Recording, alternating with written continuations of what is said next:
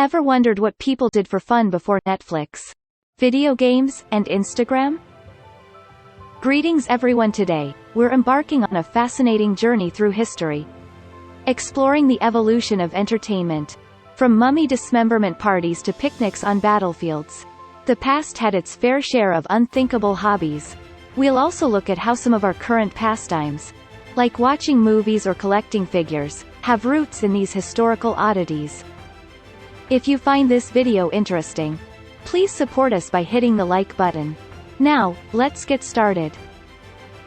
What kind of things did people do for stimulation and entertainment in those days, when all the entertainment we have today did not exist? Were they so preoccupied with survival that leisure and enjoyment were rare luxuries? Or were there hobbies and pastimes that we cannot even imagine?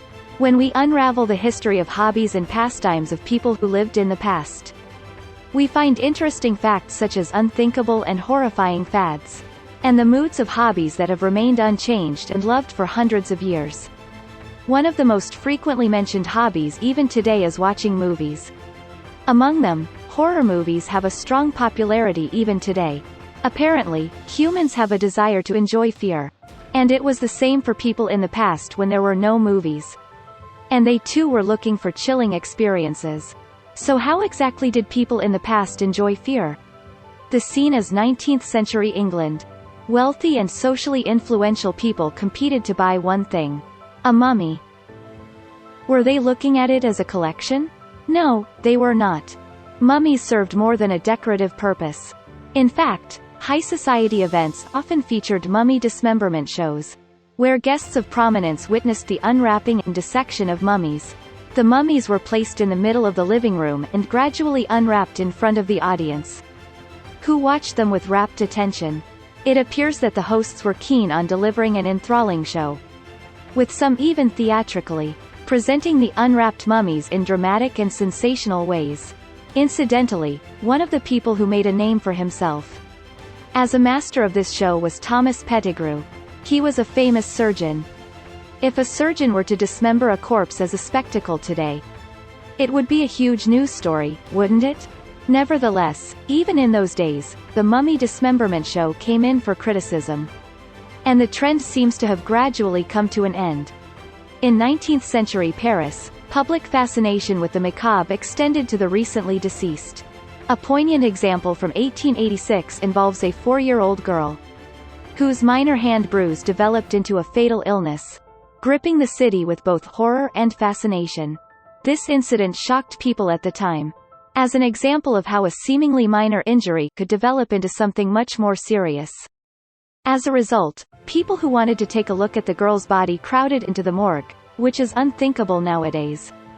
Of course, there were people who came to mourn the girl's death, but there were also many who rushed to the morgue out of curiosity to see the rare corpse. And the scene was said to have been one of great enthusiasm. People began to visit the morgue every day to see the girl, and as a result, the morgue turned into a tourist attraction. The morgue, originally a place of solemn identification, morphed into an unexpected tourist hotspot, attracting crowds drawn to its unconventional and macabre nature. Eventually, not only the body of the girl, but several other bodies were displayed in the windows of the morgue for all to see. Perhaps it was like a museum. It would be unthinkable today, wouldn't it? Naturally, just like the dismemberment of mummies, this fashion fell into disuse afterwards. And not only were corpses used as objects of amusement, but even the scene of mass murder was sometimes used as amusement. One such example of mass murder as entertainment was witnessed on battlefields. That was during the American Civil War. During the first land battle, the Battle of Bull Run, to my surprise, many people were picnicking near the battlefield. These were picnics where people casually dined from baskets, alarmingly close to battlefields, where friends and acquaintances exchanged cannon fire, risking their lives. Did they think they were watching a sporting event or an athletic meet or something? But of course, when the fighting started, the picnickers quickly realized the reality. The roads were filled with people trying to flee the battlefield in a great hurry, and they became jammed with broken-down carriages. Today, we sometimes treat war as entertainment in the virtual world. But there was a time when real battlefields were treated as entertainment. Thus, there were hobbies and pastimes in history. That would be unthinkable or impossible today. On the other hand, sports are representative of hobbies that are still enjoyed by many people today. What was it like when sports began to spread as a pastime? In the 12th century, football, the basis of modern soccer and rugby, was born. However, football at that time was more of a brawl than a sport. What I mean is that if you know the rules of football at that time, you will understand. First, two opposing teams fight for a goal with the ball. This is the same as today. And what was different from now was that you had to score 3 times to score 1 goal. So far, so normal. But it is worth noting that there was only one rule that remained after this. That is to not kill people, that's all. Yes, that is suddenly too scary. It is not hard to imagine that such an outlawed match would have resulted in a brawl. Naturally, a great number of people were injured. It was no longer a sport, but rather a terrifying game played at the risk of one's life.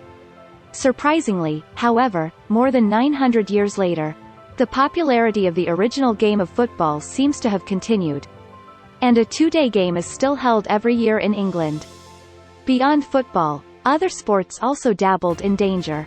In Ottery Street, Mary, England, for instance, a distinctive tradition involves parading with barrels, not ordinary ones, but those filled with tar and set ablaze. Why enjoy such a dangerous thing? The event is based on the Guy Fawkes gunpowder plot of 1605. At that time, 36 barrels filled with gunpowder were prepared by people plotting to blow up Parliament. And in honor of this incident, an event to carry the burning barrels is still held every year. Participants carry the lit barrels on their backs. And when they can no longer stand the heat, they pass the barrels on to the next participant, who proceeds down the street in a relay. It's challenging to envision many today eagerly participating in such a perilous event. The strange competitions and events are somewhat funny. However, there was also one entertainment that was not funny at all, but rather outrageous. The detonation of an atomic bomb in Nevada's desert in 1951 sparked the peculiar nuclear bomb tour trend, captivating a significant audience at the time. In Las Vegas, the center of the tour, the atomic bomb was treated as if it were a cute character.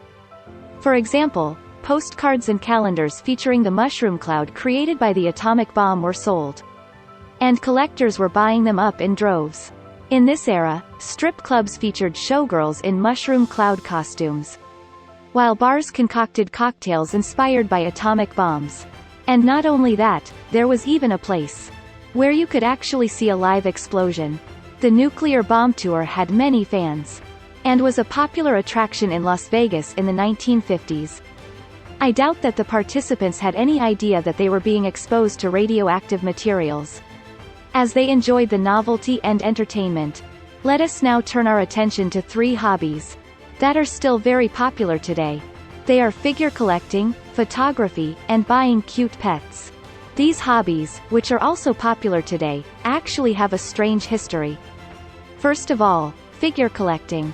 In the 19th century, amidst the Industrial Revolution and Victorian era, the rising affluence of the general populace fueled a boom in figure collecting. Incidentally, the figurines of this period were not made of plastic, as we imagine them to be today, but of ceramics. And at that time, colorful ceramic figures made in the town of Staffordshire were very popular. Today, Staffordshire ceramic figurines are still sold, often in the form of cute animals or beautiful women. However, the fashion at that time was a little different from today. For example, mermaid and pirate figures are still popular today. These would be popular even today. But some of them had unusual subjects such as jealous wives. And especially popular with collectors were figures of real, notorious murderers. Criminals who became famous for their bizarre murders and gruesome cases were made into figures, one after another, and sold like hotcakes. Whatever it was, Victorian England was a place where the macabre and fear-inducing were all the rage. While modern figurines might not always be considered cute, it's doubtful that replicas of notorious criminals would find a market today. Another hobby that continues to be beloved today involves keeping adorable pets like dogs and cats. The cuteness of these pets seems to be the same now as in the past, and even in ancient Egypt. For example, many animals were loved by people. Among the most popular were cats. But it was not just any cat. The Egyptian royalty kept animals such as lions, cheetahs, and other ferocious beasts. At that time, of course, there was no concept of protecting wild animals. So anyone could buy a beast of prey as a pet. And the cheetah was especially beloved in Egypt at that time.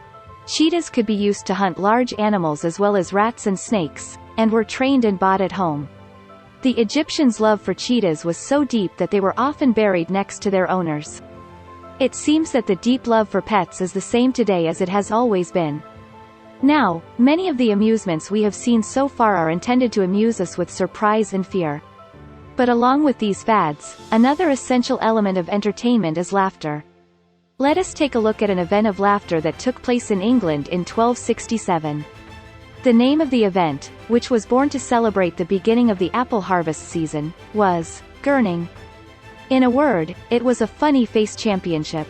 It is a contest of one-shot tricks to make funny faces. All the participants in the Gurning contest had to do was to put their faces through horse collars and make the audience laugh by contorting their faces as much as they could. Compared to the dismantling of mummies and brawling footballs, it is a peaceful scene. The contest is still held every year in England, where participants from all over the world gather in a small town to compete for the best funny faces. I guess life is all about laughter, after all. When we think about how the current popular hobbies will change in the future, it seems that we are also living in the midst of history.